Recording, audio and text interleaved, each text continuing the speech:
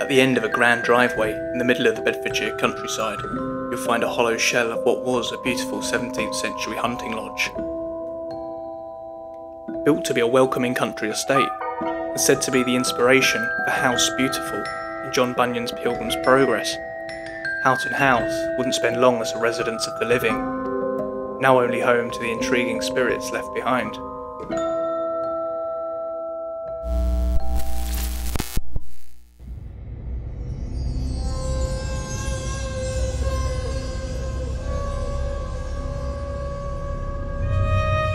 Mary Herbert, the Dowager Countess of Pembroke, commissioned the construction of the mansion in 1615 on land that was granted to her by King James I.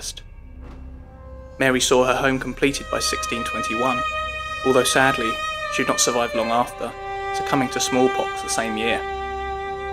The house eventually fell into the hands of the Duke of Bedford. Unable to let the house without the surrounding parkland that he'd leased to a neighbour, the Duke ordered the building to be completely gutted. Furniture was removed. The grand staircase was relocated to the Swan Inn in Bedford, where it can be found today. For good measure, the roof was stripped, leaving the house vulnerable to the elements to fall into disrepair.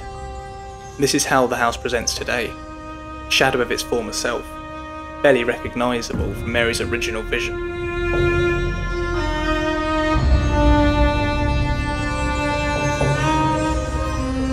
Despite its relatively short lifespan as a hunting lodge, Houghton House is one of the most well-established haunted locations in Bedfordshire. Ghost sightings at the house often include shadow figures that can be seen darting past windows and doorways, seeming to observe visitors from a distance.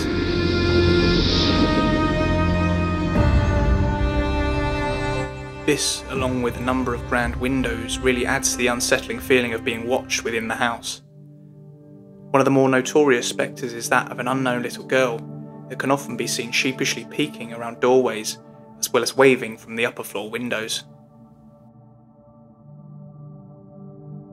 As well as the little girl, witnesses have also encountered Mary Herbert herself, wandering the home she was never able to enjoy in life. There are also reports of an intriguing apparition of a knight on horseback, as well as the sound of a horse-drawn carriage pulling up to the entrance of the mansion. Perhaps an echo, a moment in time so integral to daily life at the house, that is etched into its very essence to play for eternity.